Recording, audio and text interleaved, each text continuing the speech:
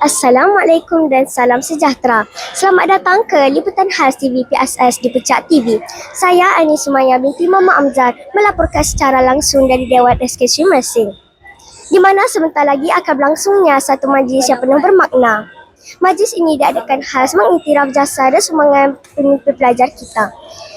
Sasaran program hari ini melibatkan barisan Students Leaders Board, pengawas sekolah, pengawas pusat sumber, pembimbing rakan sebaya, duta digital serta ketua dan penolong ketua kelas. Mereka inilah tulang belakang disiplin dan sasya sekolah kita. Mari kita saksikan kemeriahan majlis ini dan dengar sendiri suara daripada mereka yang terlibat. Terus bersama kami.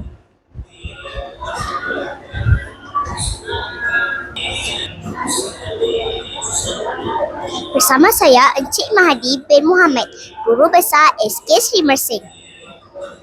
Bagaimanakah pihak sekolah melihat peranan pemimpin kecil ini dalam membentuk persekitaran sekolah yang positif? Pertama sekali, Alhamdulillah dan terima kasih kepada yang bertanya. Bila menyebut mengenai pemimpin kecil, dah tentunya ia merupakan satu tanggungjawab kepada mereka yang terpilih, khususnya untuk membentuk jati diri, disiplin, akhlak dan tingkah laku yang baik untuk diri sendiri dan juga untuk persekitarannya, rakan-rakan dan termasuk siapa sahaja yang berada dalam sekitar kawasan sekolah khususnya lah. Cikgu berharap semua pemimpin kecil pada hari ini dapat mengaplikasikan segala ilmu yang telah dipelajari dan mengaplikasikannya apabila telah dewasa nanti, insya-Allah. Boleh puan perkenalkan diri? Saya Saja Farhana binti Abdul Rashid. Saya pegawai perhubungan sekolah bagi Sekolah Kebangsaan Sri Mersing. Apakah harapan puan terhadap pemimpin-pemimpin kecil yang menerima sijil penghargaan pada hari ini? Terutama sekali saya mengucapkan tahniah kepada pemimpin-pemimpin kecil yang menerima sijil hari ini. Dan saya berharap sekiranya pemimpin-pemimpin ini akan terus menjalankan tanggungjawab sebagai pemimpin dan terus kekalkan disiplin serta bertanggungjawab, dan juga saya berdoa semoga pemimpin-pemimpin kecil ini akan terus berjaya di masa akan datang. Terima kasih puan. Sama-sama. Memberi penghargaan dan pengiktirafan atas sumbangan, jasa dan kepimpinan yang telah ditunjukkan oleh para pemimpin kecil sepanjang tempoh perkhidmatan mereka. Meningkatkan motivasi dan semangat dalam kalangan pemimpin kecil, mewujudkan hubungan mesra dan kerjasama antara barisan pemimpin murid seperti pengawas pusat sumber, ketua kelas dan guru-guru, di samping membina kesatuan fikiran dan tindakan dalam kalangan mereka. Assalamualaikum saudari. Waalaikumsalam. Saya Nur Aisyarania binti Muhammad Azlan, Ketua Pengawal Pusat Sumber SK Sri Mersing. Apakah nasihat saudari kepada murid-murid yang bercita-cita untuk menjadi pemimpin kecil di SK Sri Mersing pada masa akan datang? Nasihat saya, anda perlulah menunjukkan disiplin dan teladan yang boleh dicontohi kepada orang lain.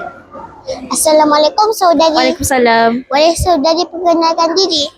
Nama saya Marisa binti Maso. Saya Presiden SLB SK Sri Mersing.